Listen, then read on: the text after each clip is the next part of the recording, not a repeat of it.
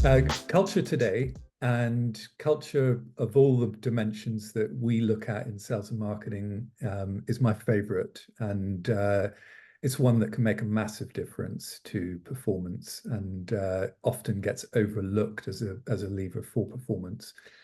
If you move us forward, Wayne. So just by way of introduction, I think I know everyone apart from Lisa, and I'm Andy and founded Better Faster Growth several years ago. We focus exclusively on sales and marketing effectiveness for private equity and their portfolio companies and selected other organizations. And today we're looking at one of our 12 dimensions, culture, which we all feel very passionately about. Wayne, do you want to say a couple of words? Yeah, hi everyone. I think I've met everyone on the call, but Wayne Tessier, and I joined BFG a few years ago, and prior to that, my career was in sales and marketing through consumer goods, and then in the services sectors, largely in private equity-owned businesses. So great to see you all. And my name is Marek Izmailovic, for those who don't already know me. My career has been consulting, commercial effectiveness type of work, Carney, Zed Associates, and also I've been involved from the start with a couple of tech startups, which got private equity and VC funding. Thanks, Marek. So this is one of 13 webinars in our autumn series. And next week, we'll be focusing on leadership, November the 8th. So please put in your diaries the remaining weeks. And if you're looking for the schedule, it's also on our website at betterfastergrowth.com/events. And as I've said on previous webinars, so I'll keep it brief. We look at 12 dimensions of sales and marketing effectiveness. And I think the main point we'd want to make here is that whilst culture is key, none of the dimensions really can be looked at in isolation. And in fact, as we'll discuss during the course of this webinar, in order to affect culture, you need to address pretty much all of the dimensions. They all have a really important impact on culture. And culture is an enabler. So unlike pricing, you can pull a pricing lever and you can make a 5% difference to your revenue pretty much overnight. You can't obviously do that with culture, but you can make a tangible difference in the medium term with culture, and indeed any of the other dimensions that we have engaged. So, including leadership. So just want to get your perspectives, and we're a small group on this call, which is great for a discussion, just a brief discussion. If you look at your careers, either your existing organizations or previous employers, what have you found to be the most powerful levers to enable a positive sales culture?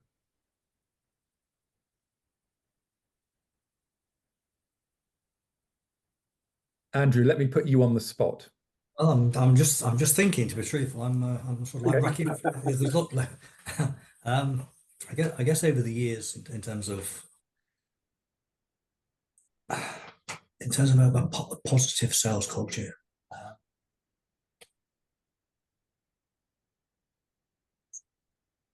I'll tell you what. I'll let you pass to somebody else. I'm going to come back because I'm okay. Fantastic. I'm putting context to it at the moment. Sure. I think so. I'm not a sales lead. I'm the marketing manager for Comms World. Yes. But I find open communication with the sales team. I think as long as everybody's having constant conversations about what's going on from both sides of the business, that helps drive the same the same motives in everybody and the same outcomes. So I think communications are really a powerful lever. Absolutely, absolutely. And Ali?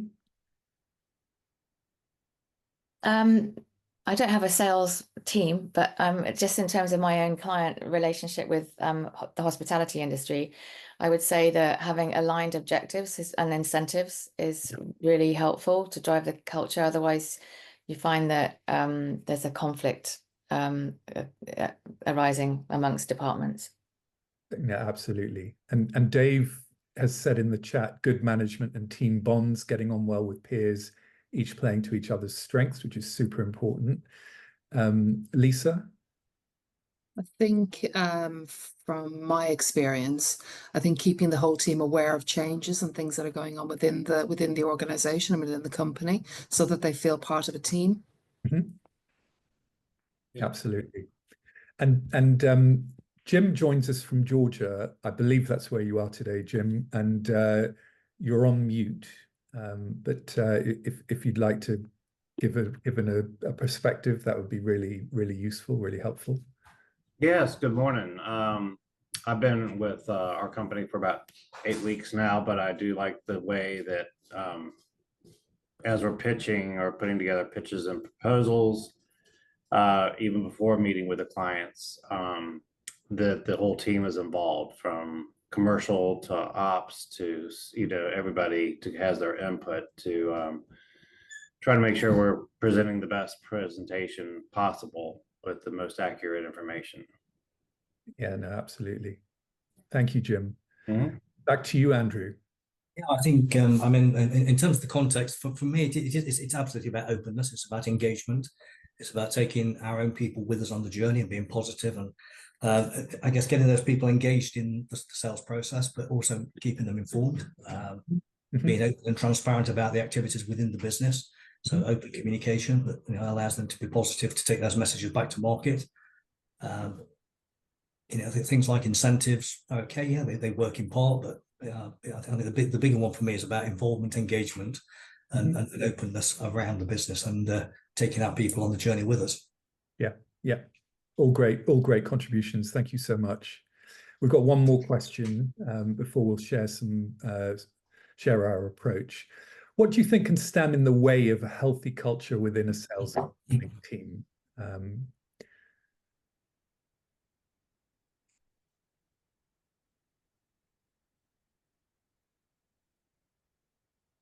Martina, put you on the spot this time. Egos.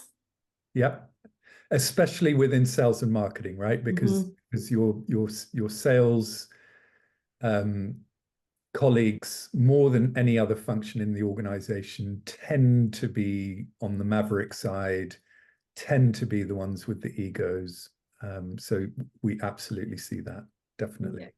And it, having a strong personality can be a great thing too, and it can be really important. But sometimes it's key to just make sure it's appropriate and right. Absolutely. And Lisa, you're on mute, Lisa. Sorry. Yeah, it's fine. Don't worry. So, yeah, I think on that note, I think it's about making sure that the whole team is congratulated when something goes well. For example, it leads to that point about the mavericks. It takes the whole team to make a success of the department. So it's good to make sure that everybody's acknowledged. And absolutely, and so often we see that success isn't celebrated as it should be, and people are not recognized for their efforts as they should be. So thank you. And Dave is saying in the chat, unrealistic targets set from above that one will never realistically achieve, and that can be very demotivating and tarnish the culture too. Ali? All I was thinking about was when the perception is that the sales team's incentives are too generous, and so then there's this misaligned payment thing going on. Sorry, I can't get it out, but you know what I mean. No, absolutely. So that's another thing that we see often. So you might have a strong performing year, your sales staff are paid very well. That's only possible because operations have done an incredible job to deliver what's sold, and operations and other functions look at big paychecks going to sales and they say, well, hang on a minute, they would never have achieved it without all my input. Yeah. That's a very fair observation, Ali. Thank you. Andrew? Yeah, I think misaligned objectives throughout the business, but certainly in the sales and marketing function, yeah, those obviously our objectives must be aligned to like top down and bottom up. So that's quite important. I think the unrealistic targets is absolutely valid, because you know the passion that excuse me, the passion that I guess salespeople come with, and you know, whether you call it ego or maverick, being a maverick or whatever, but fundamentally they have to believe they can achieve as well as, and we have to help them achieve. So sometimes, you know, unrealistic targets. Yeah, I think principally those two fundamental things. And Jim? I agree with everybody. Leaving egos at the door is one of our policies. So you know, the egos can definitely stand in the way. Sorry, did I ask you, Lisa? You did. Yeah, I did. You Sorry, did. forgive me. Forgive me. Brilliant. Okay. So all very powerful observations, and hopefully in the next 20 minutes we'll give some tips on addressing the comments that you've just made.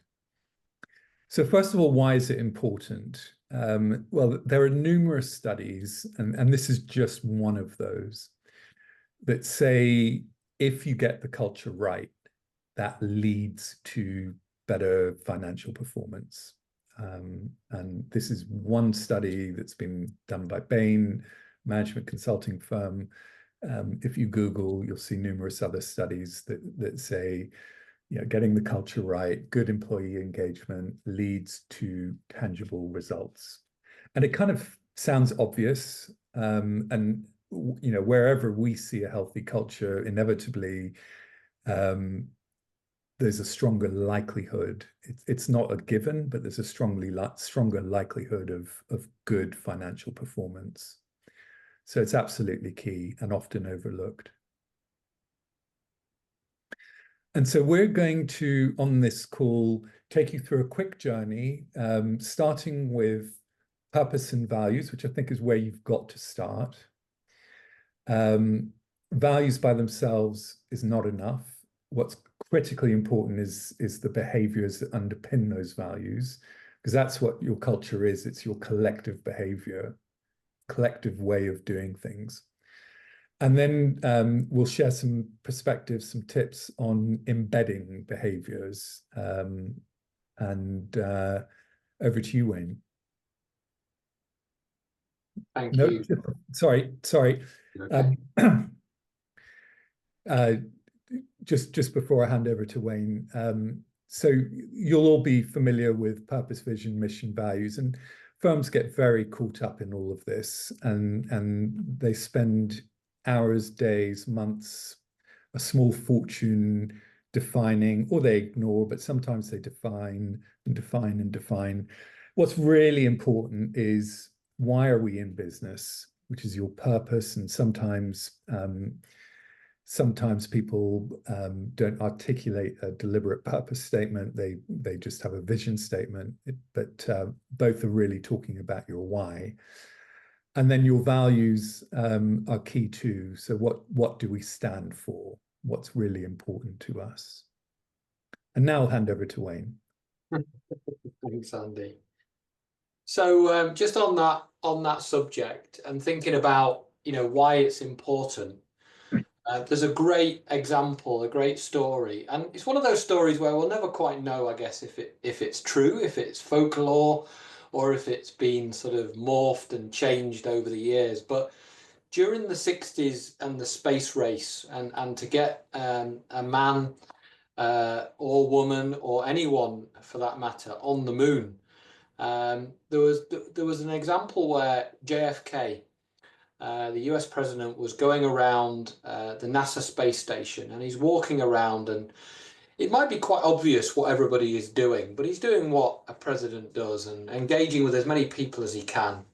And he goes up to the janitor who's sweeping away merrily and doing a great job. And he says, "What are you doing?" And that might seem a really obvious question. And the janitor said, "I'm putting a man on the moon." And that's a real, I guess, testament, a great example of a straight line from what someone is doing in the business and what the purpose of that business or what the mission is of that business, maybe for the good of time or at that particular moment in time. And that was very, very clear to that person who was doing that job. So it's a nice example of, if it's that clear what the business mission or purpose or vision is, then it translates to everyone within the business, and they think they know exactly how to contribute towards it. Now, a way that it can be done sometimes is to have statements around it, and you can see some here from different businesses. So, you know, Lego, nice little take on the fact that we're building, but we're building Lego. Quite like that one. Philips, you know, improving people's health and well-being through meaningful innovation. Trying to put some real numbers on this, make it really, really tangible. 2.5 billion lives by 2030.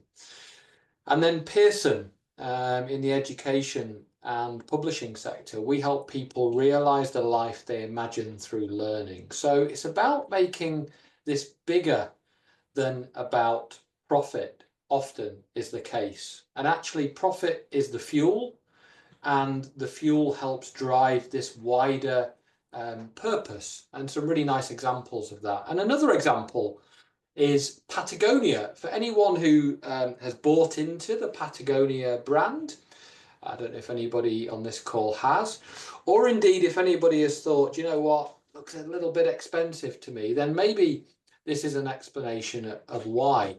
Their real value set, their sort of purpose is around being in business to save the home planet.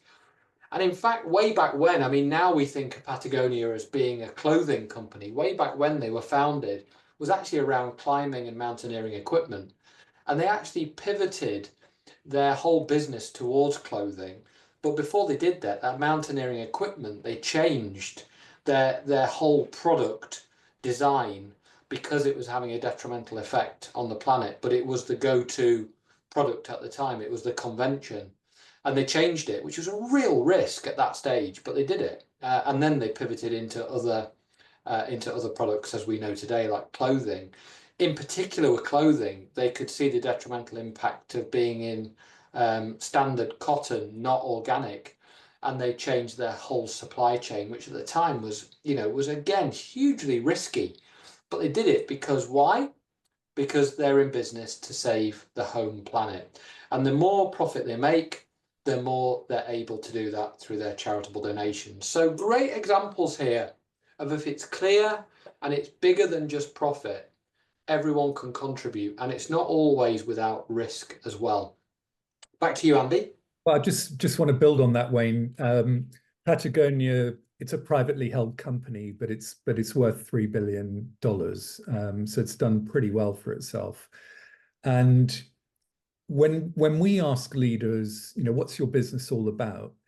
Unfortunately, all too often we get the response, oh, it's all about making money. And the problem with that is that doesn't resonate with your employees. Your employees couldn't give a damn, frankly, whether your EBITDA is at 6% or 8%, or you're making a ton or not. Over and above, aside from the fact that it means they keep their job, but it's not really what gets them up in the morning. And if people like the janitor believe in a cause and are able to contribute to that cause, the money takes care of itself. this slide, values then. So values, these are the Fortune 500, 17 most common values. And if you look at the FTSE 100, it's a very similar list. So everyone's got a bunch of values and they're all fairly similar, which is not to say that they're not important, but your own organization, if it's got them, will likely have 4 to 6 of these. If it doesn't, then 4 to 6 of these will work for your context, most likely. But what's more important than the values is the articulation of them. Because values often just get stuck on posters, on mouse mats, on mugs, and leadership believes that by osmosis, somehow, people are overnight going to live the values because they're published. And no, that's not what happens. That's not how it works. I don't know whether you've ever worked in organizations where you've been bombarded with values where it's really just a matter of lip service. Because where it is a matter of lip service, it makes zero difference.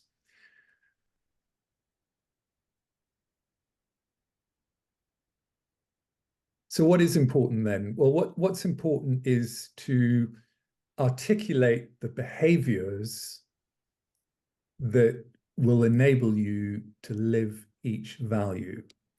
And Netflix is a good example because Netflix takes this really seriously. If you go onto the Netflix careers page, there's tremendous detail about their values process, the behaviors that are expected of their colleagues. And they define them at a granular level. And I'm sure that they take these, and this is what we would suggest for your respective sales and marketing teams, that they take these behaviors to an even more granular level and say, well, for a sales and marketing colleague, what does curiosity actually mean? What does creativity actually mean? What do we expect to see in the sales and marketing environment specifically so that we are living these values? And Netflix is hugely successful as a business. And Marek, I think you know a little bit about Netflix, don't you?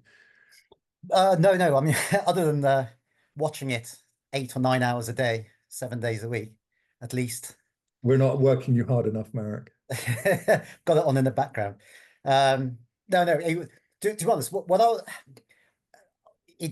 these kind of made me think of trying to think of a couple of quite extreme examples of really successful companies with very different cultures. So I don't think there's a one size fits all with this. I don't know if people are familiar with Novo Nordisk. I did quite a lot of work with them. They're a diabetes company, but they're always in the news because the weight loss drugs, Wegovy, Ozempic, they work. My God, they work. But I think people are starting to use them and have used them a little bit. But anyway, and it is a lovely company to work for and to work with. The culture there is very collaborative. And everyone's really high achieving. It's not that they're sacrificing, a lovely soft environment to not achieve. I mean, this company is based in Denmark, and it in itself is worth more than the GDP of the rest of Denmark, right? So, everyone there is high achieving, but the focus really is on being creative and doing great things. And very, very collaborative, and it's just absolute pleasure to work with.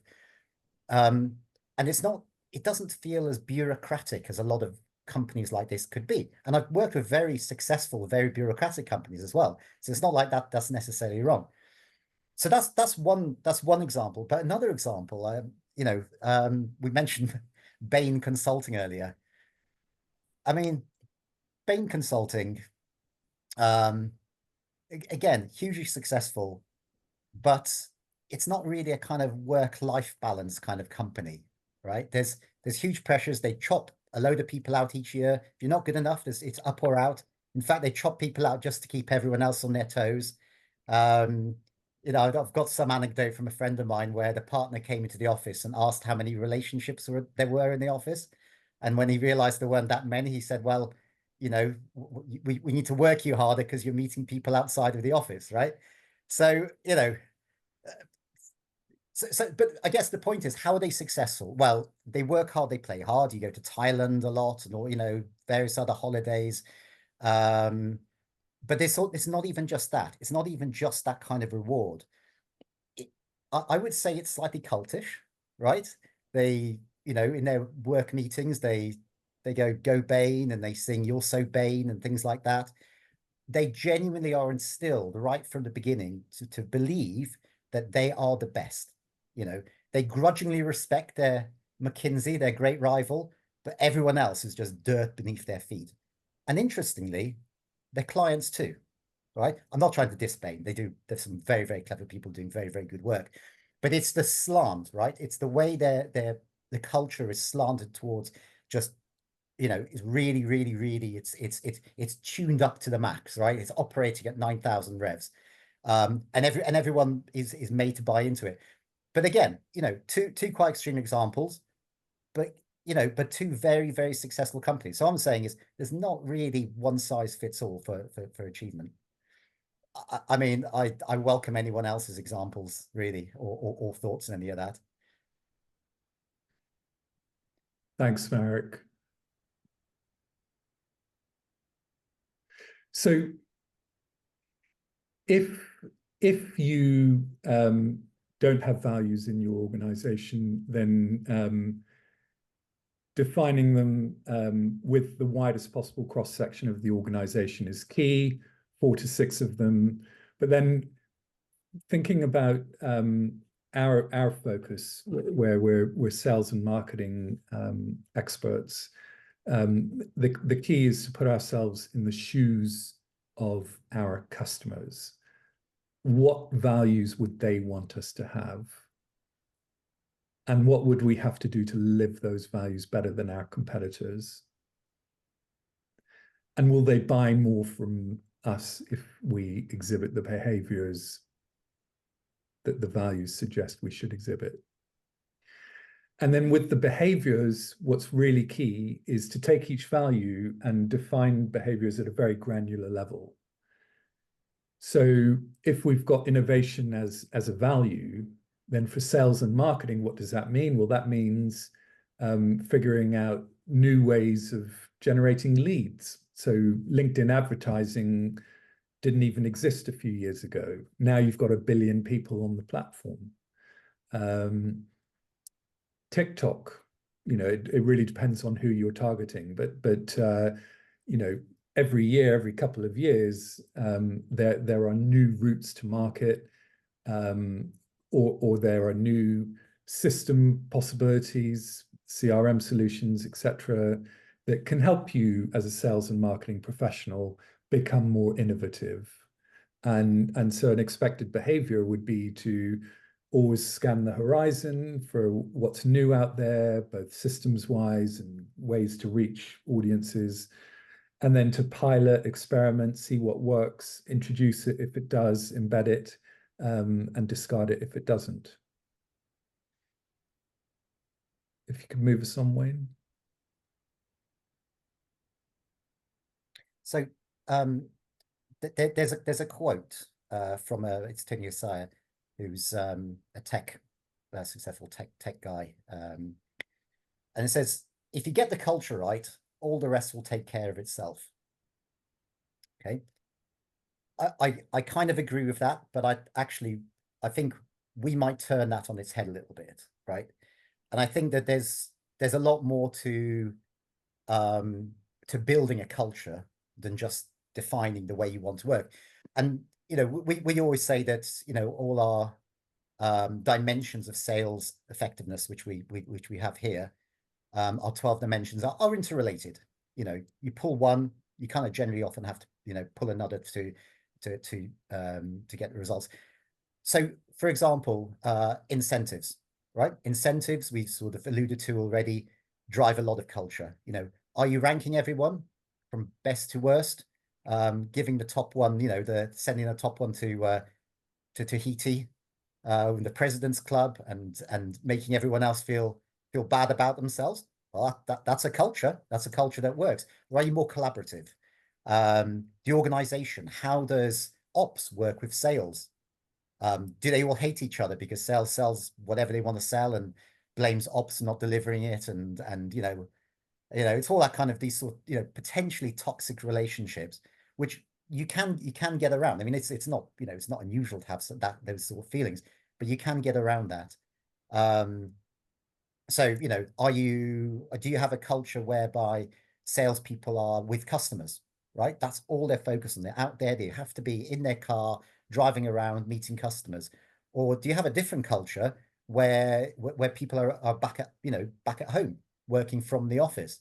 There are pros and cons to each. Back at home, maybe you're more connected to people. You're out on the road. You may not even feel like you're really working for that company, or really connected to that company.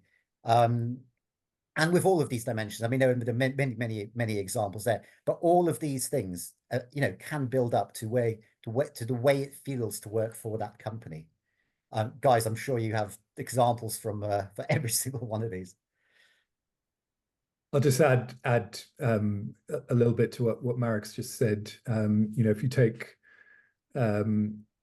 marketing, people buy from people who are like them. And so if you're able to successfully articulate your culture, your values, and if that resonates with your potential buyers, then they're more likely to buy from you. And it needs to be done in a subtle way, but it can be super powerful. That's why people buy from Patagonia, because Patagonia's values resonate with the people who buy from Patagonia. I would just, if I can just build in there as well, I think, when we look at things like performance management, I think that, it's very metric driven, and it's very KPI, it's very black and white, and that's great, and it should be, and we have to recognize, where people are at. But also, I think, it's being able to then translate that into, and celebrate success in a fun way as well. So, making this fun is a big part of culture as well. So celebrating it, but celebrating it not always in, Marek, you shared the examples there where it's, there are some big expenses and some really big prizes on offer. Actually, little and often done well, in my experience, is as good, if not better. And actually, often what people want more than anything is actually just the pure recognition. Someone's name mentioned in a newsletter or mentioned in a front of office is actually greater than a monetary reward sometimes, and certainly done more frequently, can be really, really positive. So in addition to numbers and metrics, it's great to actually have the narrative and the mentions there as well. And if we think about your sales personnel, your sales and marketing personnel, really good practice is to incorporate your desired behaviors into the job description and to hire against them. So when you're evaluating a candidate, you've got your tick list, and you're really looking for people who exhibit those behaviors that will enable them to live the values that you want to be lived in the organization. And then the induction process and skills development and personal development plans all need to conform to those behaviors. Not conform to those behaviors, they all need to have those behaviors built in to them. So yeah, there's a lot you can do across every single dimension to have an impact on culture. And one of the exercises that we like doing in organizations is just taking each of your values. So if you've got innovation, customer service, integrity, a couple of others, and then just saying to your colleagues, if we're going to truly live this value, what should we stop, continue, and start doing? And you can do this on posters and post-it notes. You can do it in other ways, asking people to write in with comments. But it's very powerful. And the continue and start is as powerful as the stop. And then good practice is to take those and develop sort of 7 to 30-day actions to make some tangible changes, ultimately to your culture. And on that note, you just move us forward, Wayne. Sorry, just before I ask you all the question, a few books that we like. So Simon Sinek's actually got a couple of books that are very relevant for this. Start With Why is the famous one that I'm sure you're all aware of, that really talks about putting purpose first and front and center of what you do as a leader. He's also got another one called The Infinite Game, which is all about putting your purpose and your cause ahead of your profit, so that with the notion that the profit takes care of itself. Culture Code and Own Your Culture are two other books that I would recommend reading. And Andy, just on the point around gathering and gathering feedback and developing. I mean, I'm sure we've all experienced the sort of satisfaction, employee satisfaction and engagement surveys that you might get, from HR or maybe from an external party. And when those results come back, some of it is, it's very constructive. A lot of it's whinging because almost by definition, half the employees are below average. They may not necessarily in the market, but in the company. Some people are disgruntled. So you have to interpret it a little bit. But whatever comes back, and same thing from, the sort of traffic light exercise is, I guess the critical thing that is to actually do something about it. And I don't mean just, pizza in the office on the Friday, and that sort of thing, but actually listen and actually do something about it. Because a lot of time, the culture and feedback and engagement and things like that, companies pay lip service to it. They think they're doing it, but they're not really doing it. They're going through the motions, but they're not really listening to their employees, and they're not really driving through what they believe.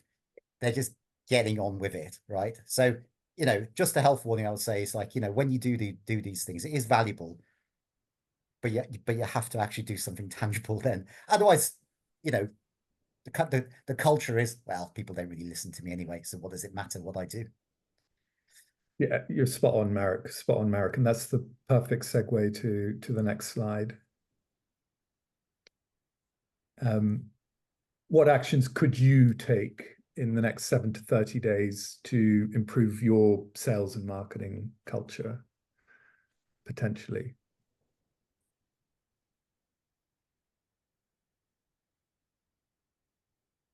While people are having a think on that one, Andy, just an example on that kind of, profit fueling something else. We work with a relatively small creative agency, and actually one of their desires is to commit a certain amount of their profit as a percentage to the community every year, and they're on a very straight line correlation, therefore, that the more profit they make, the more they're actually able to contribute back to the local community and local economy. And that's actually their real motivator. They're actually not just about making the money for the money's sake. They want to be able to give back, purpose to the community, to their staff, etc. So it's a really nice way to sort of join it if it's donated as a percentage of profits, for example. And then it's a completely virtuous circle. So. No, thanks for that observation. Martina, I'll put you on the spot.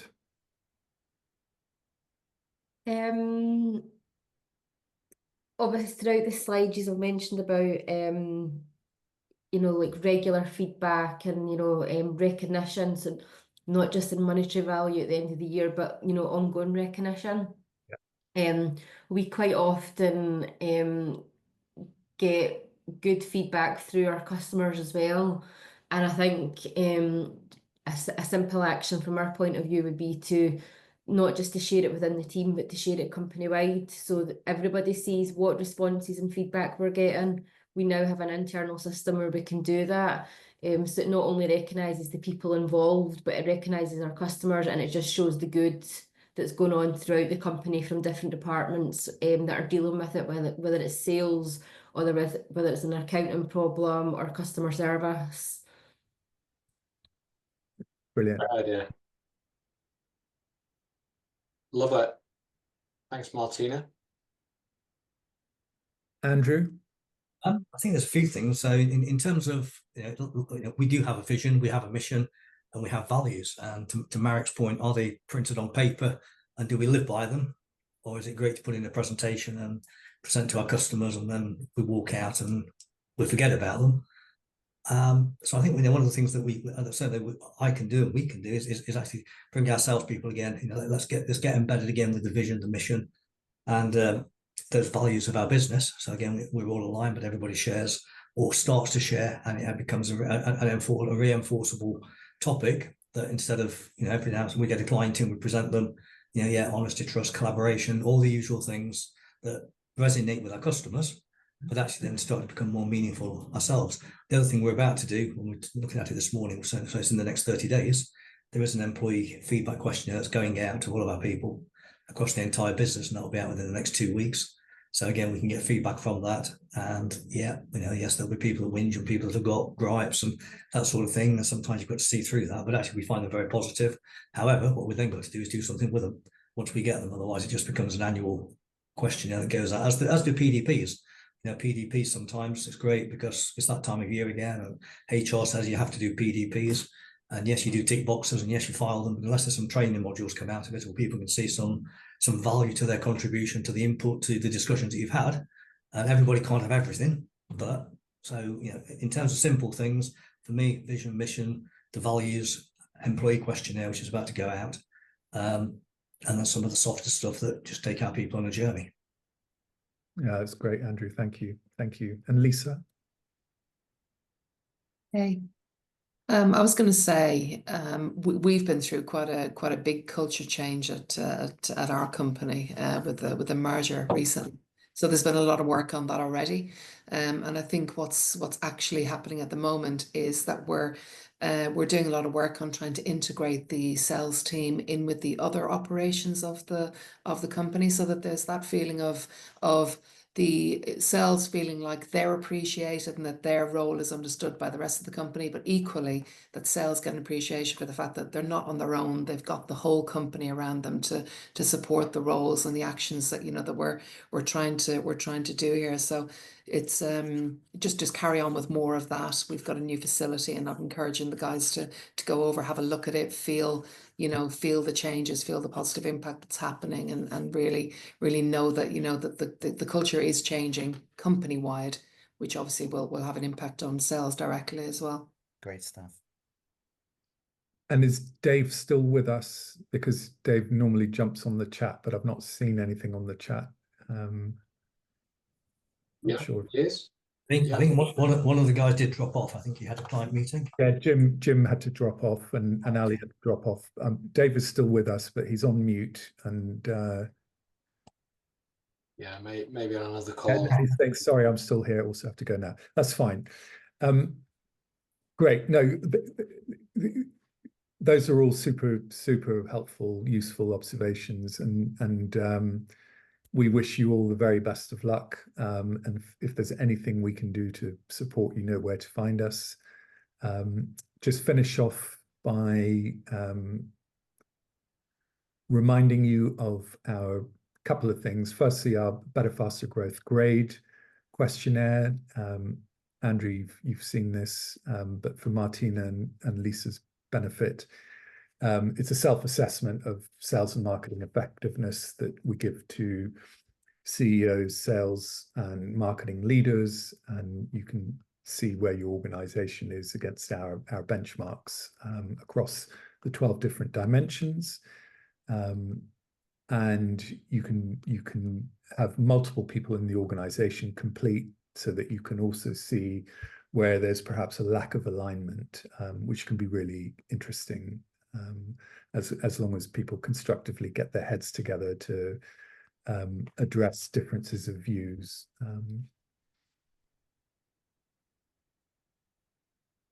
So next week we're focusing on leadership. We hope to see you here again at 1 o'clock next Friday. Just, yeah, general reminder to put the following Fridays into your diary up until December the 13th. Ask us if you'd like to complete the BFG grade questionnaire, and get in touch at any time with any other questions. Anything that you were hoping that we would cover on this call in this session that we didn't? Did you find it helpful? Did you find it useful?